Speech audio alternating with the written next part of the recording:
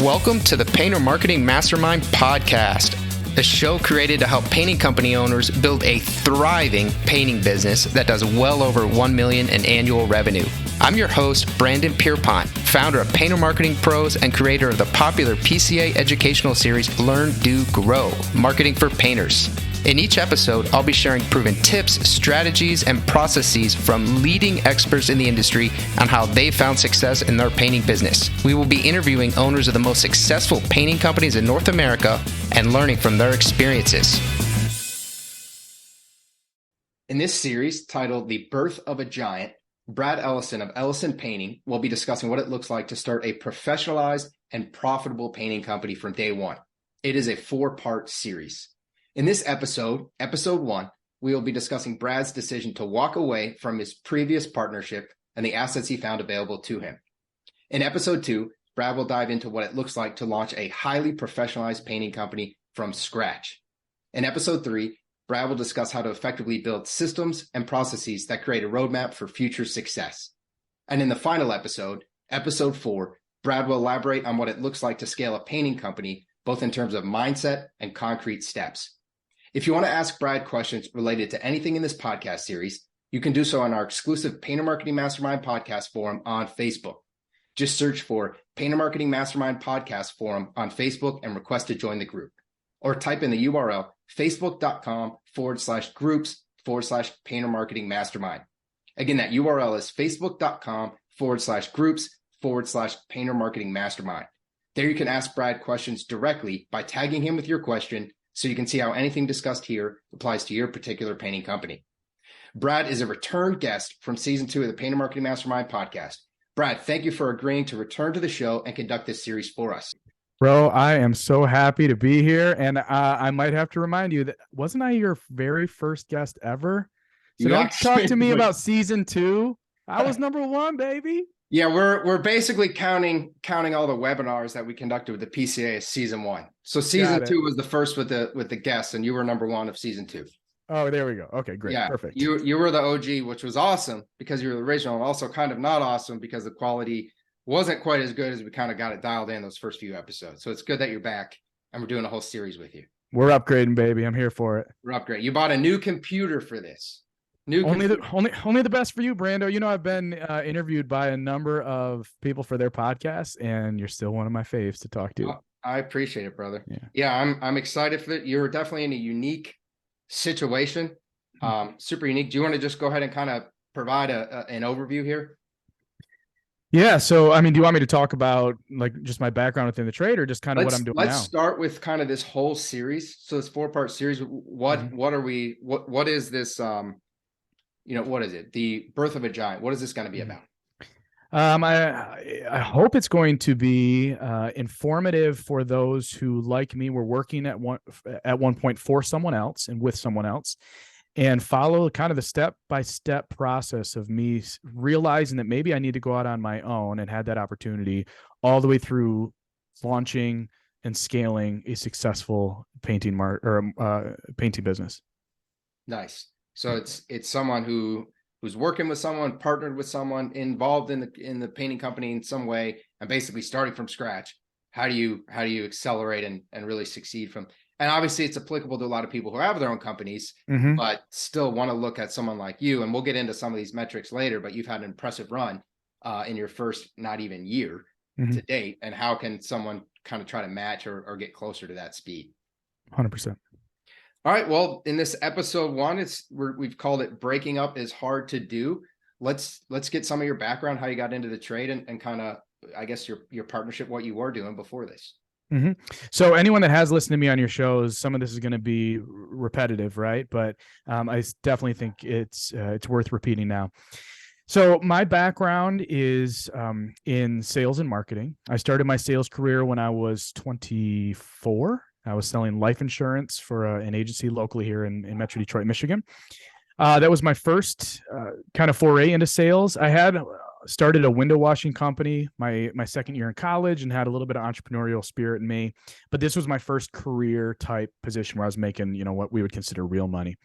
And I had a lot of success at it. Actually, my very first month out at that agency, I was the number one agent in the state. So there's about Oh, 60 wow. agents, and I went out and outsold everyone my first month. And that continued on for the 4.5 years that I was there. I was agent of the month more often than I wasn't. But ultimately, it was a lot of work, 70-hour work weeks, and was very unfulfilling. It wasn't good for my personal life outside of work. So I ultimately decided to walk away. Um, Coincidentally, when I walked away was right in the midst of that 2008 economic downturn. So the money that I had been making had dried up pretty significantly. It made that decision to walk away a lot easier. And so for a few years, I was bouncing around. I actually ran a marketing agency for a few years, did sales for them, and ultimately was one of their strategic leaders. Bounced around to a software company. And then ultimately, when my wife and I got married, we decided to stop working for other people and launch our own business.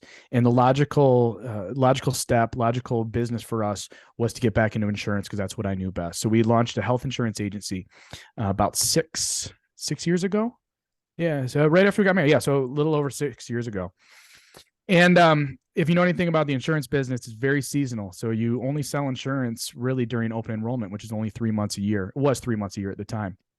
So we were left with the question, okay, well, what do we do for the other 9 months a year? We made a lot of money in that first season selling health insurance, but it wasn't enough to really live the lifestyle that we wanted or provide the opportunities for growth that we, really needed within our business. So we prayed about it and we thought, well, maybe we could find some sort of seasonal sales job for me where we're still running the insurance agency, but I can sell something else for someone else during the off season. And so we prayed about it. The next morning, we went to church and ran into someone that had done our premarital counseling. He and his wife had mentored my wife and I. And we said, hey, we're new to this campus for our church. We don't know anyone here, but we're looking for some sort of sales job. And his face kind of dropped and he said, some dude I don't even know came up to me this morning and said, you look like the type of guy that knows sales guys. I'm looking for someone to help me sell for my painting business. So he walked me over, introduced me to this fella who became my business partner for 5 years. He hired me basically on the spot to be a sales guy for him. We became 50-50 partners a couple years in, and that's how I ended up in the industry. I have no painting experience. I had a lot of sales and management experience. I knew I could sell pretty much anything, and it seemed to be a pretty easy transition to sell painting services, but that's it. I know a lot of guys start working for their dad or working for their uncle or working for their friend. Yep. I have zero painting experience, and even now, 6 years in, I have not painted professionally. Man, that's crazy. So that's quite the very background. It's definitely not the typical painting company owner's background, what you're describing here. But I also think it created a unique skill set for you, which we'll get into. But I guess talk a little bit about you started this partnership. How did that go? How long were you there? What was your role? Let's kind of figure out what your life was like there. Yeah. So when I had my first interview with my former partner, I made it very clear that I wasn't interested in just being a painting salesperson. Right. If we were going to work together, the goal for me would be that I would eventually own his company. And, he was in his 60s and he was looking for an exit plan. So he said, yeah, within a couple of years, I'll be ready to step aside and then I'll sell you the company. And okay. So we started, and I started out just as sales as I was learning the business. And within about a year, I was essentially kind of running the show. I was running all the strategy. I was managing the employees. And after the second year, we actually entered into a management agreement where we started to operate as 50-50 partners. So that meant like my compensation was the exact same compensation as his, but I really was responsible to run the whole show. His responsibility was to continue to actually write the checks and pay the bills and do sales. And outside of that, everything else was my responsibility. So yeah, we did that for another 2.5 years. We were coming close to the kind of the end of that management contract, and where I had the opportunity to execute the purchase agreement and buy the company. Things that happened. I don't know, Brandon, if you remember back in 2020 when the world shut down because of that thing called COVID. Were you around for that? Vaguely remember. You remember that? Okay. So yeah. that hurt our business like it did a lot. People got real nervous about having people come into their home and work around their home. So business dropped a little bit. We also had another kind of profit vertical within our business that he was in charge of that kind of disappeared after we had signed the delayed purchase agreement.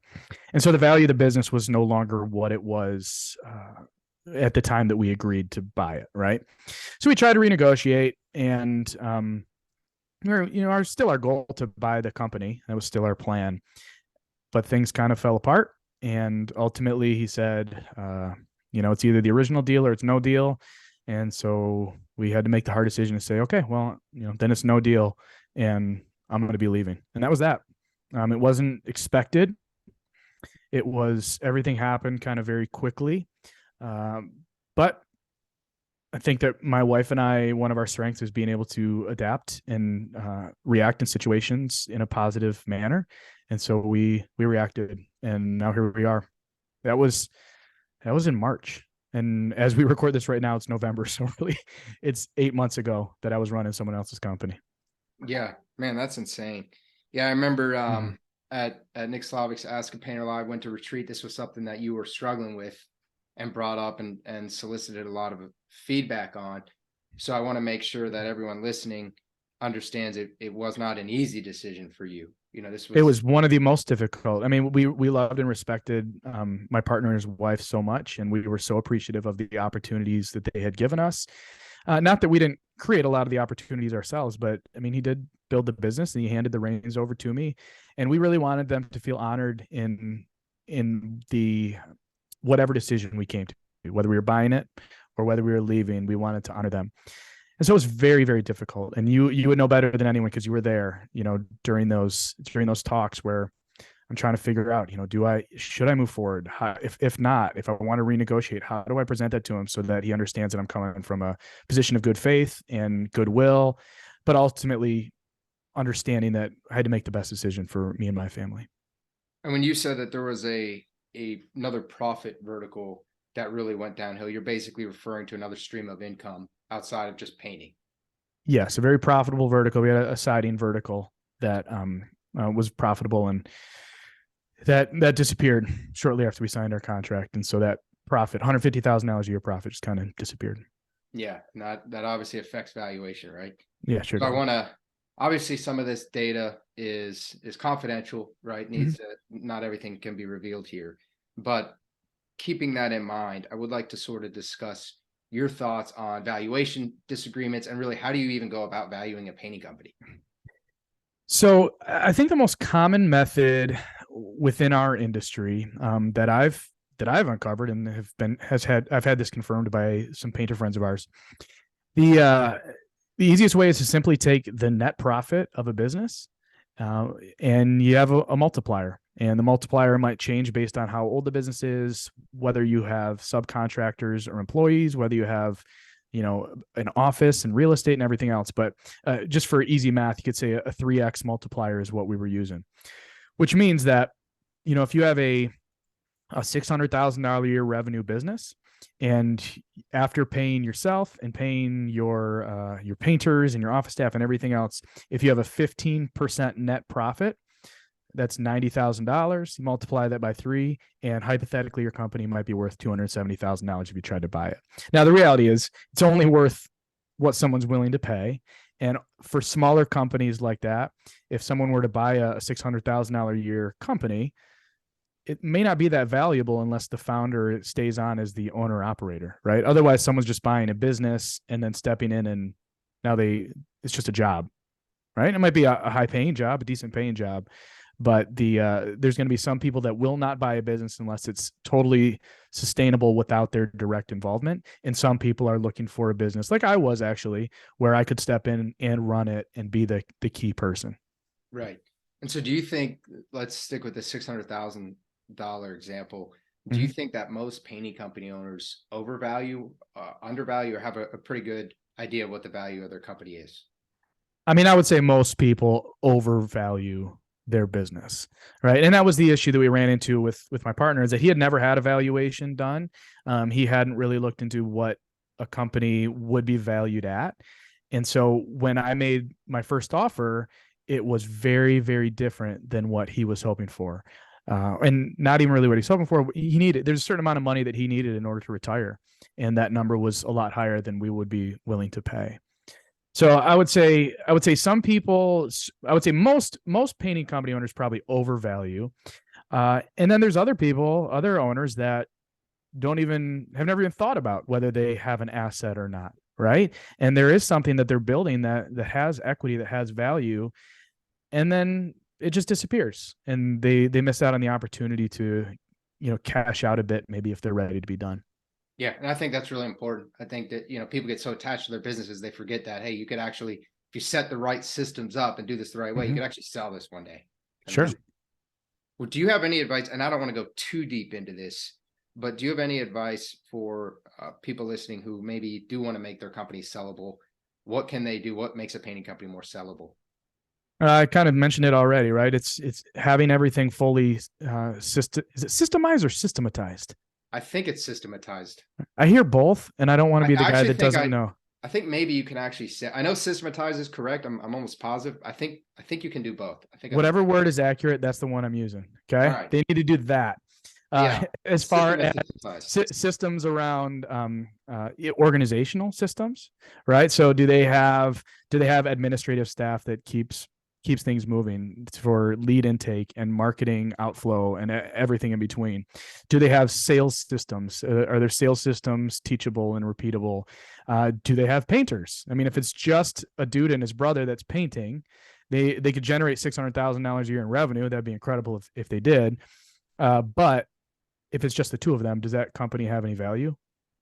No. I mean, because you're going to sell it, they're going to stop working, and now the company is virtually worthless unless they have a bunch of repeating contractors, something. So systems, employees, obviously, if real estate, equipment, any tangible assets would increase the value of a business. I work in the subcontractor space, as you know, so a lot of that would be a little bit harder for me to create real value. Everything on the back end, so all of the sales, organization, marketing, all that would need to be highly systematized in order to create real value within our industry. Because you're saying that, so you guys employ subcontractors for your fulfillment, and you're saying that you think the value would be higher potentially if those were all W-2 employees that came with the company. I would guess that's the case. A guy like, Jason Paris would have a better answer for that, since he, his business focuses a lot on valuation of other companies. That makes sense to me. Doesn't it make sense to you? Yeah, no, it does. It does. Yeah. We're actually, but there's other difficulties. You got employees. It's a lot harder to scale. Sure. There's a lot of benefits to having employees. There's a lot of benefits to using subcontractors. Sure. All right. Well, let's kind of dive into, your decision to walk away. Right. So up to this point, we figured out your background was obviously varied, very sales, marketing, very different from most people's who are in this space. And then you found a fit. Things went a little south with COVID and the siding vertical, and then the amount of capital that your partner required just didn't really mesh with what you felt the company was then worth at that point. You then were facing a difficult decision of, hey, do I kind of stick this, or do I just start off on my own, which is obviously a little scarier, even for a confident guy like yourself. That's always a scary leap to make. So how are you looking at that? Well, I was looking at it from two different things, and we're trying to decide what our approach should be or what our next move is going to be. We asked ourselves, like, what, why couldn't or shouldn't we do it, and why could or should we do it? So if we start at, why couldn't we do it? I would say a lot of it came down to limiting beliefs. I had no painting experience. Was I running a successful company in spite of that? Were people working for my old company because of my partner's background and his experience, right? Was I just basically borrowing his clout and able to run in order to run his business? I thought that could be an issue for me. Quite frankly, I was making a lot of money working for him. It was more money than I'd ever made before. And if you told 13-year-old me that I'd be making this amount of money and living this type of life, and you're considering walking away from it, 13-year-old me would have kicked you in the shins and said, don't be an idiot. Right. So that was, I had become comfortable. It was not a very hard job. Things were running smoothly.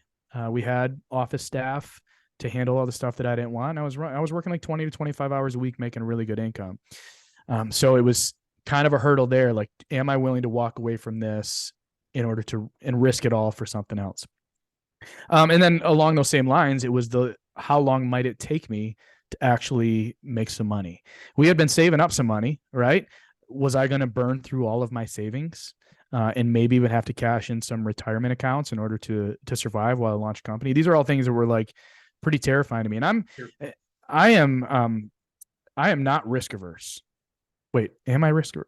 I don't mind risk. I will take risk. I will risk everything. And even at that point, it's like, it's different. I got 2 kids. I got a wife. I got a mortgage.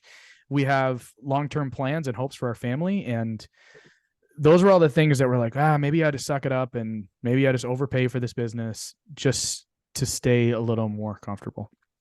So that's where I was on that end. So how did you said you're not risk averse, so you're willing to take risk, but obviously you have to factor in kids, wife, your future plan. I mean, you don't want to watch it all burn down because you're right. a little too aggressive with something. Mm-hmm. How did you get comfortable with making the decision to walk away from all that? I would say 2 ways. The first is that I've lost everything before. When I left the insurance business, I lost my condo, I lost my house, I lost everything. A few years after that, I lost my family. I don't want to get too personal, but like I was married before, and when me and my ex-wife separated, I lost everything. The company I was working for was owned by a guy from my church. And so I got fired. I got kicked out of the church. Most of my friends were from the church. I lost all my friends. I'd lost everything before and came out better on the other side. So that gives me a pretty healthy perspective that like losing everything is really not like everything. You can recover. But it was different because back then when I lost everything, it was just me. And so I got a dog and I started to rebuild, and then I met Rachel and everything changed. Right. But it was best friend, man's best friend. Man. That's right. Got your therapy dog and you were back at it. What's funny is that I'm not like a big drinker, a big partier. I'm very social, but I don't have like a lot of those vices.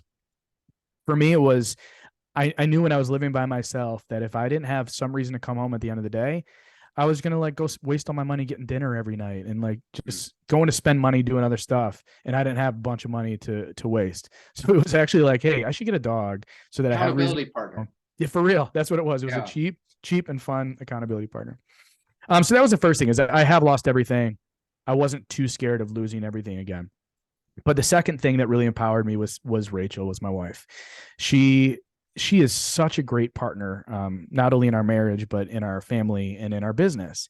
And so she believes in me, and she believes in us, and as a couple, our power, our resiliency.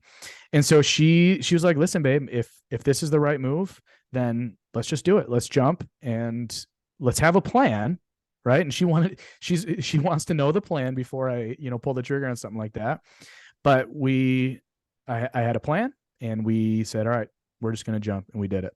So that was it. I had lost it all before, and I had a wife that was incredibly supportive. I love it, man. Yeah. You said something there that's really, really powerful. Losing everything is not really losing everything. You can get it back. That is powerful. I think that most people that have lost everything realize afterwards that they really didn't have everything, right? You can lose material things, you can lose your friends, you can lose a lot of things, and you can still come out way better on the back end. I'm evidence of that for sure. That's awesome, man. So you said Rachel's on board. She was supportive. You believed in yourself. She believed in you. So you had the support system and internal belief you needed, but she wanted a plan. So let's kind of get into what that plan looked like and what maybe assets you felt that you had. Yeah. So that gets into then like what made me think that I could be successful. Right. And so there's a few things I would point to there. The first is that I've, over the past couple of years, developed this incredible network of painters, meaning actual guys that in my area that paint, and that could be potential laborers for us. The first way I found those and established that group, that network, was through the Painting Contractors Facebook group. And that's where you and I first actually kind of met, right? It's this huge Facebook group. I think when Tanner Mullen invited me to the group, maybe there were 100 members or something. And now last time I checked, there was 145,000. And yeah, and I'm an administrator in there. So I have the opportunity to have, admin next to my name and group expert. And so when someone asks a question and I respond, or when I post something, there's automatically some clout there. People see that. And so if I were to go on that group and make a post looking for subcontractors in Metro Detroit, I will get some responses. And I know that because I do it, right? So I had this network of painters kind of at my disposal. And also I had a very supportive Sherwin-Williams local connections that they were already referring me subcontractors to my previous employer. I was confident that they would refer subcontractors to me at my new company if I launched, because they know how well we treat the people that work with us, right? We treat them as our partners. I would say the second thing, and maybe this is the most powerful of the three that I'm going to mention, is a network of contractor friends. So these are people that I look to, Jason Paris and Nick Slavic and Matt and Maggie Kuiper, all the people that were at Nick Slavic's winter retreat and people that I've met through the PCA and at the expo. Those people, before I went to the retreat, I thought that the company I was running was the biggest company in the country. We had figured everything out. No one was doing it better than us. And then, then I meet Jason Paris, and his company, I think that year was going to do $10 million in revenue. And I met Jason Phillips down in Texas, and his company was going to do $14 million in revenue. And they were doing what we did, but at a way, way higher caliber. And so meeting all those people really opened my eyes to think, wow, there's other ways to do this. There's better ways to do this.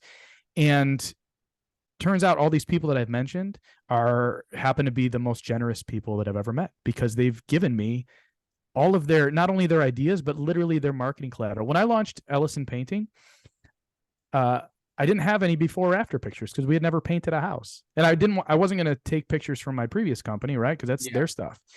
And so I asked Matt and Maggie, hey, this might be weird, but can I have some before and after pictures to post on my website? And they're like, yeah, of course. And like within an hour, Maggie had sent me a whole folder, Google Drive of before and after pictures. And they all sent me their work orders and their scope of work and their all their SOPs. And I was able to build everything for Ellison Painting through my network of friends that were giving sacrificially. Though giving sacrificially, that's kind of a weird term, because that means that they were losing something by giving it to me, and they weren't, right? Them helping me out doesn't cost them anything. I would say giving generously, giving selflessly. They had put work into developing things, and they were just giving it to me for free. And so that's been the number one. And if you guys come to the expo in February, I've been invited to speak there as well. And one of the topics I'm going to be speaking on is that this idea of having friends is better than having ideas. Right. So you don't need to be creative if you have friends that have already been creative and already solved all your problems and are going to give you all the answers before you have to fail yourself. Right. So that's the second thing. So the network of painters, the network of my contractor friends who were giving very generously. And then my third thing is just, my skill set. I am entrepreneurial by nature.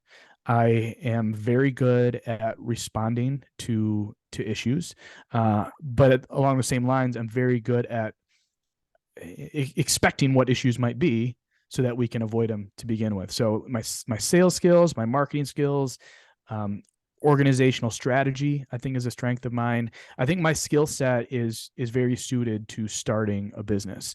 Now, it may turn out in the long term that my skill set is not suited to scaling a business. And Jason Paris talks about this, right? He thinks he's a great business starter, but he may not be the greatest CEO, which is why he doesn't run Paris Painting, and he doesn't even run Olive Holdings. He has other people taking those strategic roles so that he can fit in his niche and focus on the things that he does best. So yeah, I think the skill set was there for me to launch quickly and have a really high chance for success.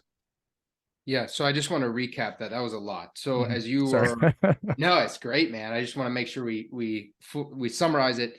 As you were looking to leave, what made you felt confident that you could do it was, number one, you had this network of painting subcontractors that you could tap into, and you had the clout and the authority in a Facebook group to get more. And then Sherwin-Williams, you had a rep helping you there as well. So you had a couple different basically feeder pools into that.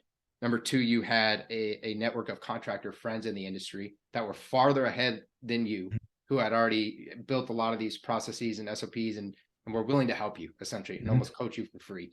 And then number three is really specific to you based on your background, your skill set, your personality. You feel that you can get it done in the beginning. You have the right skill set, you're entrepreneurial to hustle and make that work.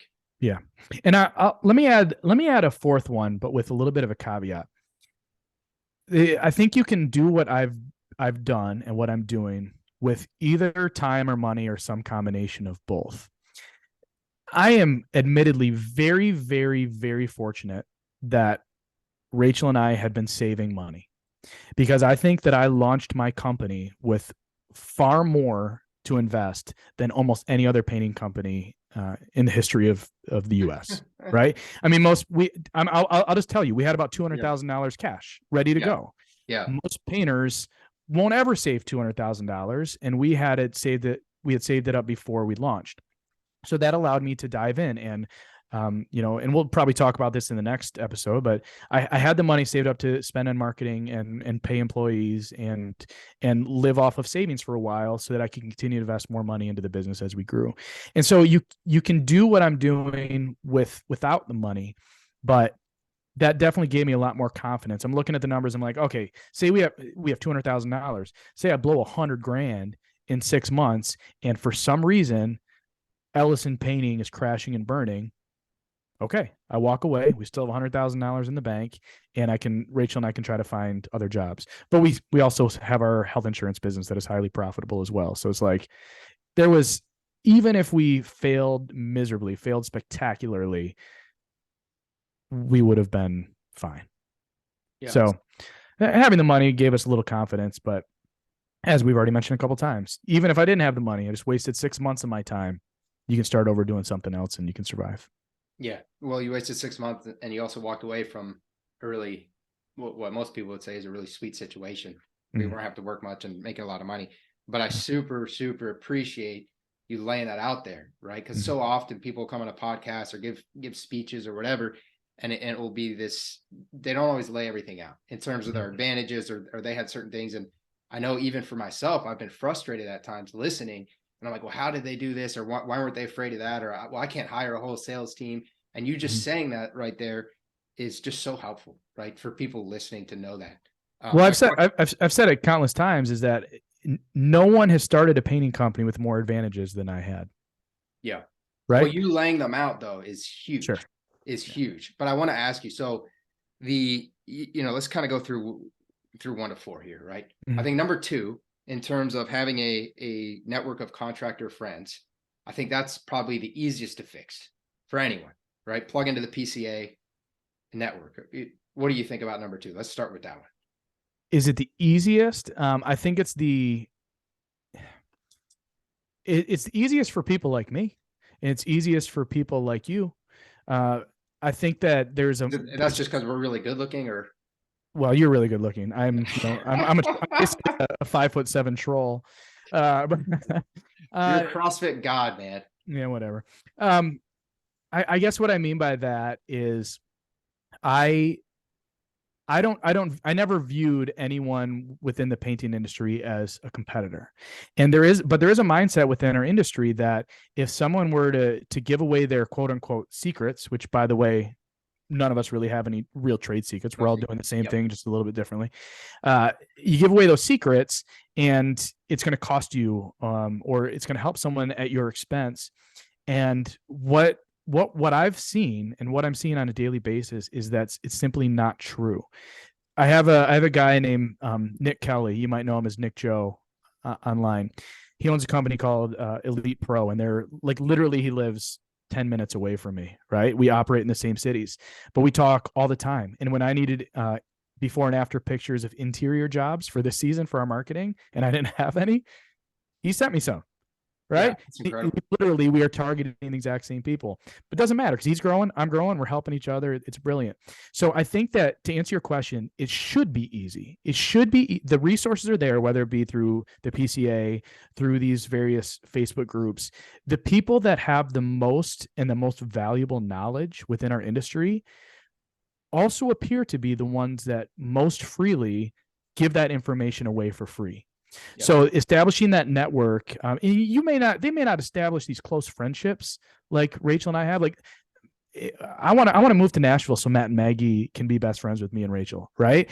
So they may not have those really close interpersonal relationships like we've formed with other people in the industry, but you can certainly establish the relationships with the people, certain types of relationship with people that they will share that information, so you don't have to build everything from scratch. So yes, you are correct. It was very long-winded to say it's very difficult for some people because they have, they live with clenched fists and they can't imagine people giving freely. And if someone is giving freely, they got to be expecting something in return, right? Yeah. Well, I think it's a big problem in general with entrepreneurs and business owners, but painting industry especially, we call it kind of old school in that regard. That scarcity mindset, slash your competitors' tires, right?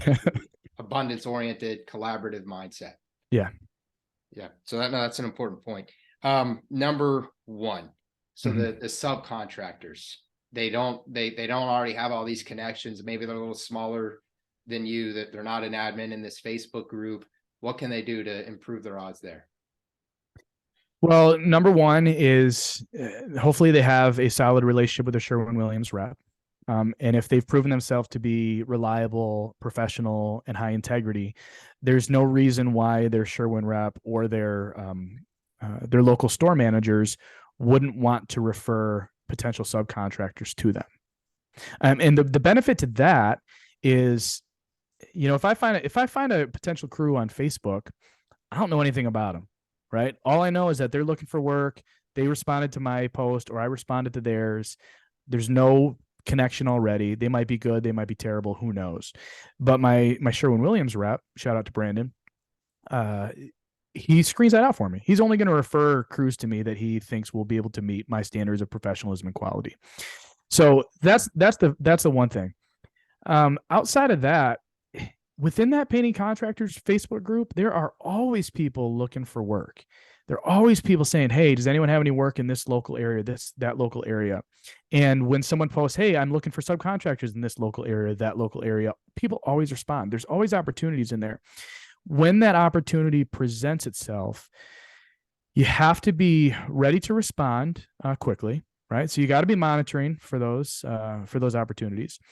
You got to be very communicative with the potential subs that you're reaching out to, but most importantly, you just can't be full of shit. You got to follow through on the things that you say you're going to do, which is why when I schedule a time to meet with one of these subcontractors, I put it in my calendar right away. And if something's in my calendar, it's locked in. I'm never going to forget. I'm going to be there.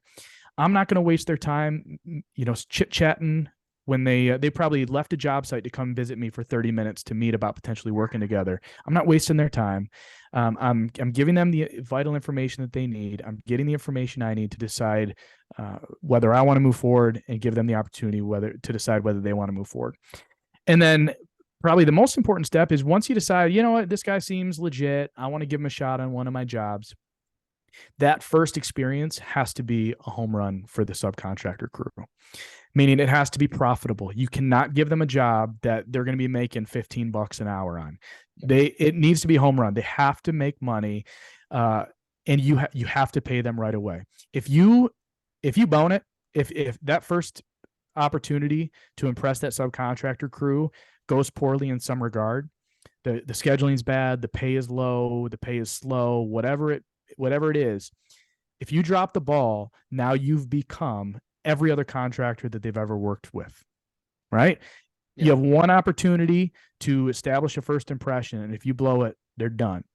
Now, that's not to say that every job after that isn't equally as important.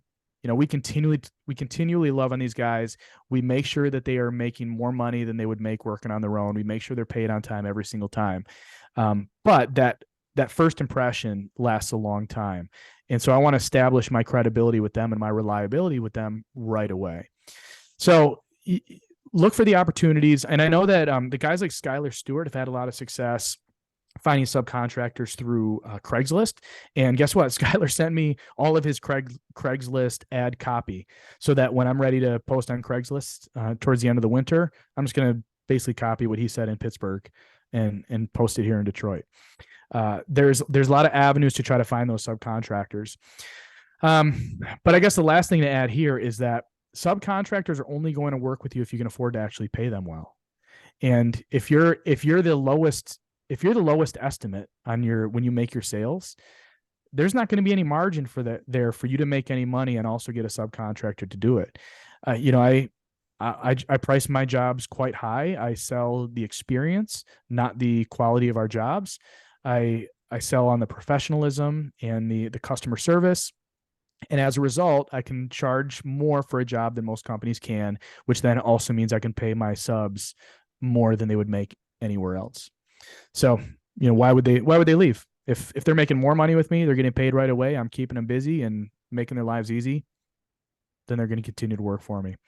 And I think that's a hard nut for a lot of painting companies to crack. Obviously Paris has done it better than anyone. He's got something like 150 subcontracted painters that he keeps busy. I'm at like 25 to 30 on a good week. So it's not easy, but it certainly can be done, and it could allow you, if you're good at sales and good at marketing and have some money to invest, it could allow you to scale very, very quickly, as I've shown. Yeah, I love that, man. And then, so I do have one follow-up question. When you initially interact with these subcontractor crews and you don't know them at all, and you go meet with them, what are you kind of looking for to decide whether or not you want to start that first project together? The first thing I do is when we schedule a time to meet, I don't remind them. I put it in my calendar and I show up. And if they show up, that's a good sign. That means that they are at least somewhat reliable, right?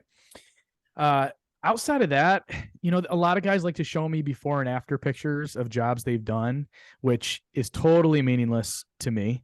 It's like if you were being interviewed for a job and they require you to provide some references. I never understood that, because you're only going to give them references for people that know and like you and are going to vouch for you, right? They're not going to have the opportunity to speak to people that you screwed over or you didn't follow through on what you said you were going to do. So before and after pictures are worthless. If I get a sense that they are good people, if I sense that they are reliable and are going to show up and do what they say they're going to do, then I'll give them a chance. Now, we operate with a full-time project manager. So the project manager is going to be there to kick the job off, do quality control, oversee the first couple projects when they're first starting.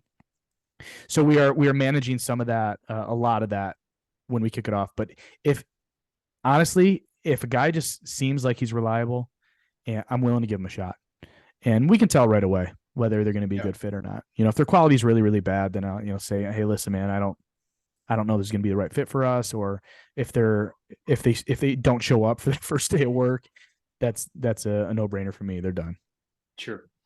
Okay. So you're kind of feeling them out right now, making sure that they show up, they remember the appointments there. And then you're essentially getting a feel for who they are as a person and whether or not you feel that you can depend on them.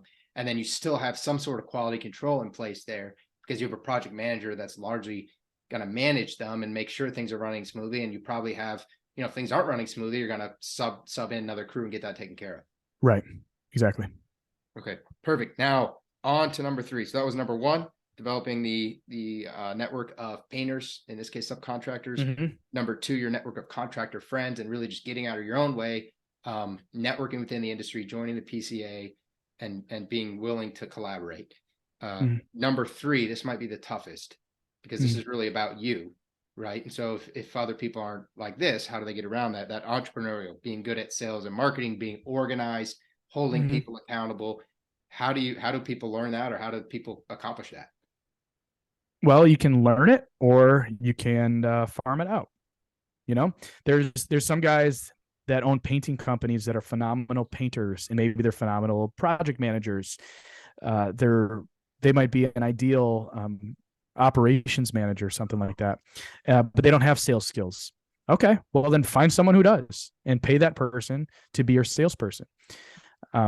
You most guys are not going to have the experience in marketing that I have, right? I mean, you and I have had so many conversations about marketing. I understand marketing as well as many people that work at marketing agencies. But even I didn't try to do the marketing by myself. Yeah. I hire people to do the marketing because my my skill set and where I'm going to generate revenue for the business is not around running marketing campaigns.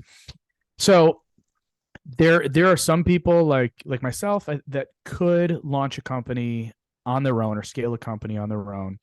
I would say most people need to find some sort of strategic partners.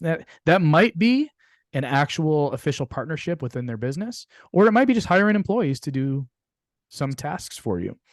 I'm not a great project manager. I'm not like the most organized. And so when I launched, I knew it had to be me and a project manager. Now, I was fortunate that my wife has that skill set and she was willing to, come out of quote unquote retirement for 6 months to help me launch. And so, but it was the two of us. I could not have done what I've done without having that second person. I could have done it with someone that wasn't Rachel, but we wouldn't have scaled as quickly because she's so good at it. And also she was the cheapest labor I would ever possibly get, right? I didn't have to pay her. So cheat code, have your wife work for it, don't pay her. Nice cheat code. Yeah. So I think we all have different skills that are going to be beneficial to launching a painting business like I did. I don't think you need to have the exact same skill set I had. My skill set is geared towards entrepreneurism. And so I may have an unfair advantage in that regard. But if someone is self-aware enough to know that they don't have the skill set that I have or a skill set like Jason Paris has, if they can be self-aware and realize that, and if they can be willing to sacrifice some money or maybe some equity in their company to partner with someone that has that skill set, there's no reason why they couldn't do what I've done. They just need to have a partner to do it. True. So figure out what they feel that they are really confident and comfortable in, and then the other components of the business that they need.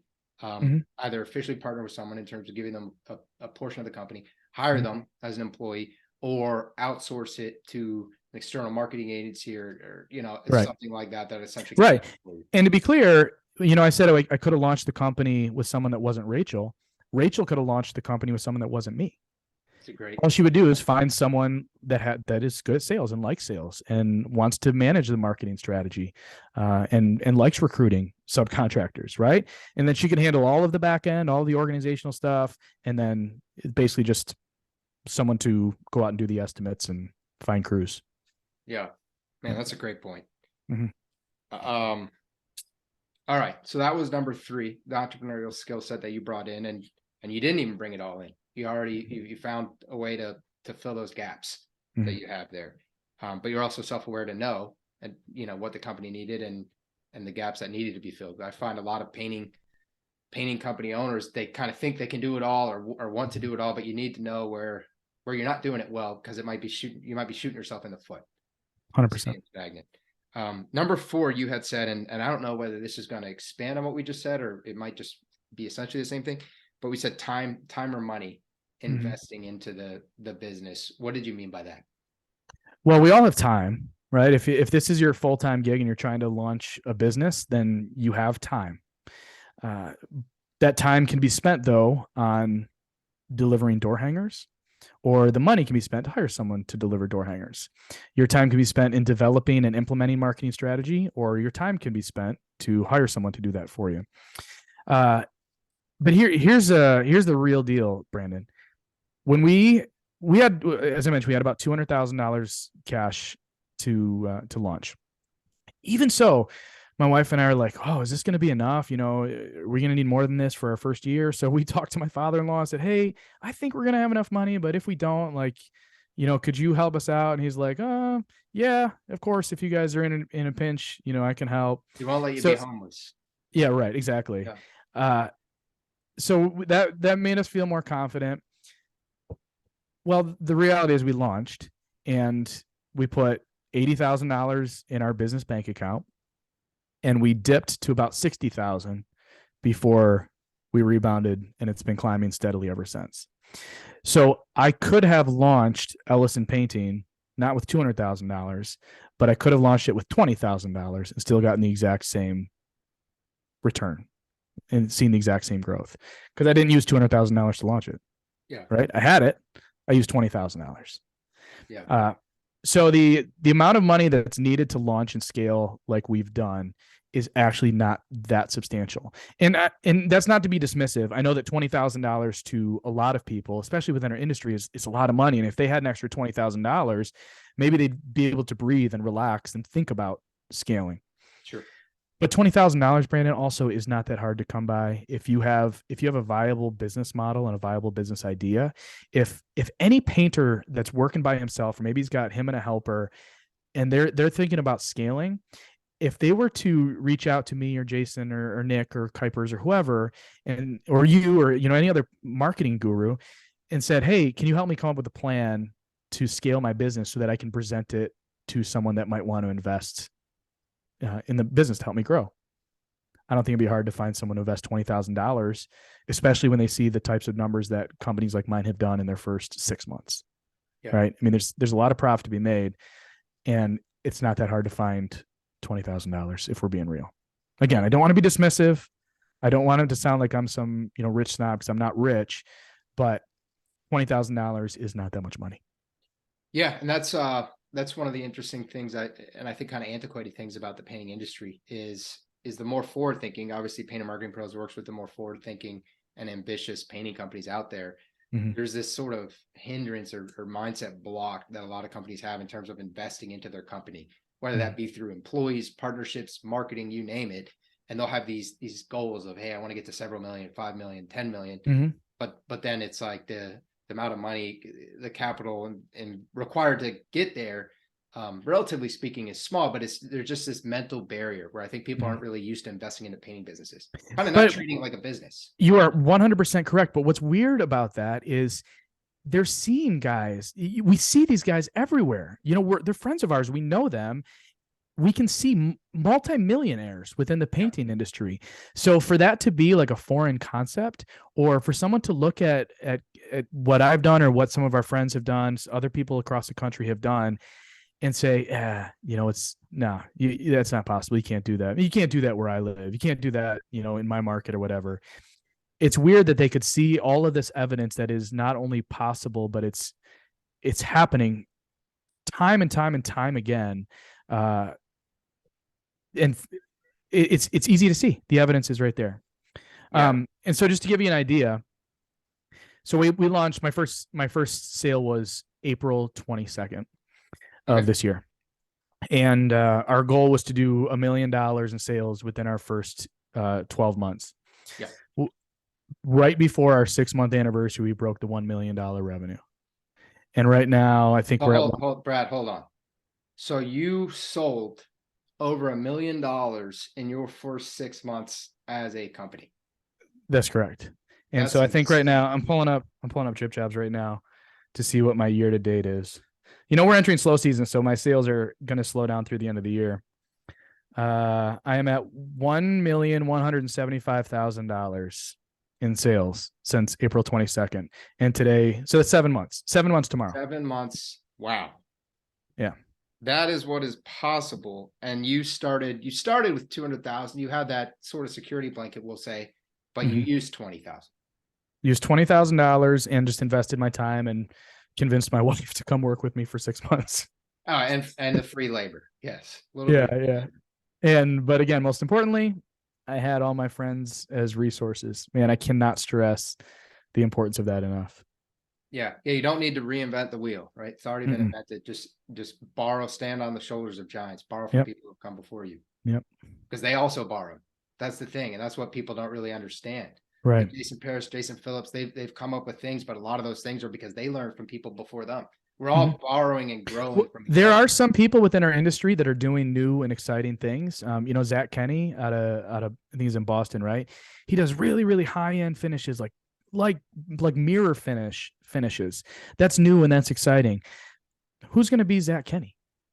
No one, right? So who cares? It doesn't. I love seeing what Zach does. Zach's a friend of mine, and I'm constantly in awe of what he does. I don't care what he's doing though. What I'm looking at is the people that are doing what I want to do. The high production, the big businesses, the high revenue, and those guys are not inventing anything special. They're implementing solid business systems that are applicable in any industry, and they're supplying it to the painting industry and applying it so well. And what I think a lot of people don't understand within our industry is the opportunity to do that is very, very unique within the painting industry. The barrier to entry, the barrier to start a painting company is so low that in some sense that's a negative, because you're going to be competing against guys that are going to be selling their services for $15 an hour. But also the standards from the customer's perspectives is so low. I mean, I hear on a daily basis, I called 5 different painting companies. You're the only one that responded. And not only are you the only one that responded, but you actually showed up when you said you were going to show up, and you delivered the estimate when you said you were going to deliver it. And your painter showed up when they said they were going to. To me, these are not hard things to do. These are things that normal, healthy businesses do. Yeah. But because we're in the painting industry and so many of my, quote unquote competitors aren't doing these basic things, then the opportunity for a guy like me is crazy. It's like crazy, crazy high. And I would say that's one of the very, very big reasons why I've been able to scale so quickly. So if other painters that have been in the industry far longer than me and maybe haven't seen, my level of financial success, just change their mode of thinking and started to operate like a real business rather than just being a guy that paints, they could very quickly scale. They could very quickly be making the type of money that they thought was never possible without having to work anymore. That's the truth of it. Yeah, man, I love that. So yeah, I do want to remind everyone that if you're listening to this, I mean, this one especially, right? So we created this Facebook group really to be able to dive deeper into any of these topics. But this one I think is going to especially resonate with people because obviously this vision is big, but it's also something that you're actually doing in real time, right? So you're actually doing it. It's not a pretend thing. It's not a fairy tale. You're literally doing it, and you're telling people how to do it. But I know people listening are going to say, yeah, but XYZ, or, but I live here, but I've tried this, right? And so remember, go into that Painter Marketing Mastermind podcast forum, tag Brad. Brad will answer it. And we're going to have Brad come on live in that group too and do a Q&A. I actually haven't said that to Brad yet. Tell him Brad now, but love it. Yeah, he's going to come on and crush it because I know that I really do think this is going to be one of the most popular series that we run this year. So Brad, do you have anything else that you want to elaborate on, touch on before we wrap up this first episode? No, I mean, I think the last thing I might just say is, I had these reasons why I couldn't leave. I had these reasons why I could leave. And I had these limiting beliefs and I had these beliefs in myself. Ultimately, it comes down to you just have to make a decision. And it was a very, very difficult decision for us, but I had to make the decision. And I think that's a limiting factor for a lot of people in any industry, or any business owner in any industry, is they're afraid of the other side of that decision. And so they never make the decision, and they never hire those extra employees, and they never spend more money in marketing. They never change their strategies because what they're doing up to that point, is working. It's quote unquote working. Quote unquote working. Yeah. But ultimately you got to make the decision, and not making a decision is a decision in and of itself. And if you continue to not make a decision, nothing is ever going to change for you. So it was hard. It still is hard to think about. It was definitely the right decision for us. It's the right decision for my family, and it's the right decision for the people that are working for us, because it's allowing me to really bless these guys in a very similar way to how they're blessing me. So. Well, thank you, Brad. This was an incredible first episode. In your second episode, we will be talking about what it looks like to launch a highly professionalized painting company from scratch titled Rocket Man. So I'm really excited for that one. And thanks for your time, man. Appreciate you, Brandon, as always. Thanks, brother. If you want to learn more about the topics we discussed in this podcast and how you can use them to grow your painting business, visit paintermarketingpros.com/podcast for free training, as well as the ability to schedule a personalized strategy session for your painting company. Again, that URL is paintermarketingpros.com/podcast. Hey there, painting company owners. If you enjoyed today's episode, make sure you go ahead and hit that subscribe button. Give us your feedback. Let us know how we did. And also, if you're interested in taking your painting business to the next level, make sure you visit the Painter Marketing Pros website at paintermarketingpros.com to learn more about our services. You can also reach out to me directly by emailing me at brandon@paintermarketingpros.com, and I can give you personalized advice on growing your painting business. Until next time, keep growing.